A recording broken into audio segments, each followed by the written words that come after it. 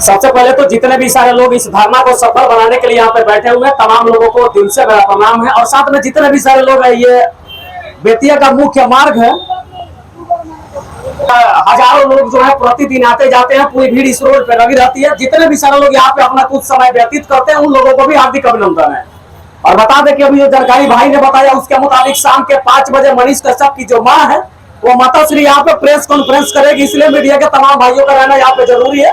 और हो सकता है माता जी को जो कुछ भी समझ में है, आज दूसरा दिन प्रदर्शन का है, 5 दिनों तक चलेगा। अब तक जो कुछ भी डिसीजन हो सकता है प्रशासन की तरफ से, कहीं से भी जानकारी आई हो, ये 7 से 5 बजे शेयर किया जाएगा, इसलिए तमाम लोगों का रहना जरूरी है। बाकी यहाँ पे बैठने का मुख्य उद्देश्य क्या है सभी लोग जानते हैं। यहाँ पे बैठने के लिए मजबूर किसने किया यह भी पूरा देश जानता है। और मनीष कश्यप एक नाम केवल नाम नहीं रहा, वो लड़का जो शुरुआत में 300 का माइक और 20,000 का मोबाइल लेकर के वीडियो बनाना शुरू किया था, और बनाते बनाते अपने नाम पे एक ऐसा ब्रांड बना लिया जो बात बात में सोशल मीडिया पे ट्रेंड हो जाया करता है।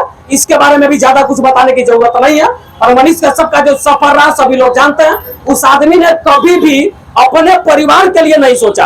अगर परिवार के लिए सोचा होता तो जितना मनीष कश्यप का कमाई था, मुझे शायद ये लगता है कि परिवार के लोग अच्छा खासा जिंदगी अवश्य जी लेते। भारत के अलग अलग कई बड़े शहरों में उनका अपना मकान जमीन घर तक होता, लेकिन उस आदमी ने खुद को बिहार के लिए समर्पित कर दिया। और समर्पित भी ऐसा क्या कि पूछे मुड़ तक देखा भी नहीं।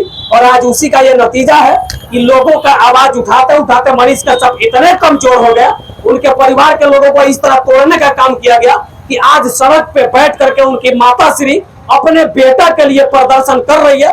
इससे बड़े दुर्भाग्य की बात इस बिहार के लिए और किसी भी पत्रकार के लिए ज्यादा कुछ नहीं हो सकता। बाकी मनीष कश्यप का जगदीशपुर ओपी में सरेंडर करना, फिर तमिलनाडु से पुलिस का आना, बिहार के मुद्दा को हटा करके मनीष कश्यप को तमिलनाडु प्रकरण से जोड़ देना। 2 पुलिस वाले आते हैं, मनीष कश्यप का हाथ पकड़ते हैं और उड़ा करके तमिलनाडु लेकर चले जाते हैं। तमिलनाडु कोर्ट में पेशी के बाद मनीष कश्यप के लिए तमिलनाडु पुलिस को फटकार भी लगाया जाता कि मनीष कश्यप ने ऐसा कोई भी गुनाह नहीं किया जिसके वजह से उसे बिहार से तमिलनाडु लाने की जरूरत थी। उसके बाद न जाने किसके इशारों पे तमिलनाडु के मुख्यमंत्री एम.के. स्टालिन ने मनीष कश्यप पे एनएसए लगा दिया। एनएसए केवल इसलिए लगा दिया कि इस आदमी को किसी भी सूरत में जेल से बाहर निकलने नहीं देना है, मतलब नहीं देना है, यह सच्चाई है।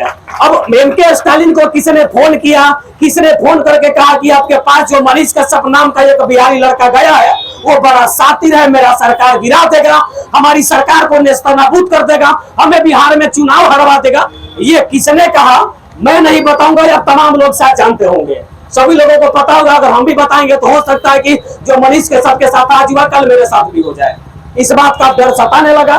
जैसे मनीष कश्यप की माता श्री आज बैठ करके धरना प्रदर्शन कर रही है, वैसे कल मेरे परिवार के लोगों को भी करना पड़ेगा। एक और बात, एनएसए तो लगा, मनीष कश्यप जेल में भी है, कब निकलेंगे इसके बारे में किसी को पता नहीं। बेतिया के कोर्ट में 5 ऐसे तारीखें हुई जिसमें मनीष कश्यप को निश्चित रूप से बेतिया कोर्ट में लाने की बात की गई, लेकिन तमिलनाडु की पुलिस नहीं लाई।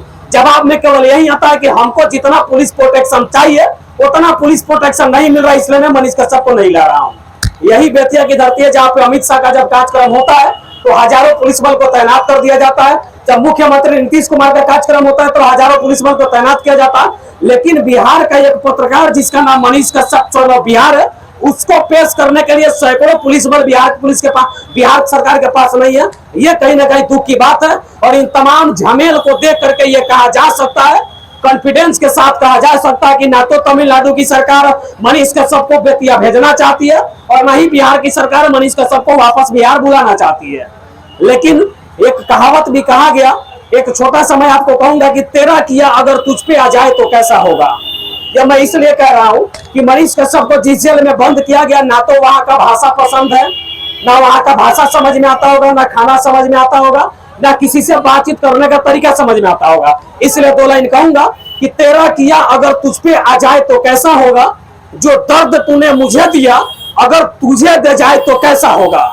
और हर बार तुम अपनी बातों से गोल मटोल घुमाते हो, अगर इस चुनाव में जनता तुम्हें घुमा जाए तो कैसा होगा। यह सोचने की बात है। बाकी मुझे लगा कि आपके सामने ये छोटा सा वक्तव्य रखना चाहिए था। और इस धरना प्रदर्शन में जितने भी सारे भाई बैठे हुए हैं उनको भी दिल से प्रणाम। जितने सारे लोग अपना कीमती समय इसमें दे रहे हैं उनको भी दिल से प्रणाम। बाकी 5 दिवसीय धरना प्रदर्शन है, आज दूसरा दिन है, 3 दिनों का और बाकी है।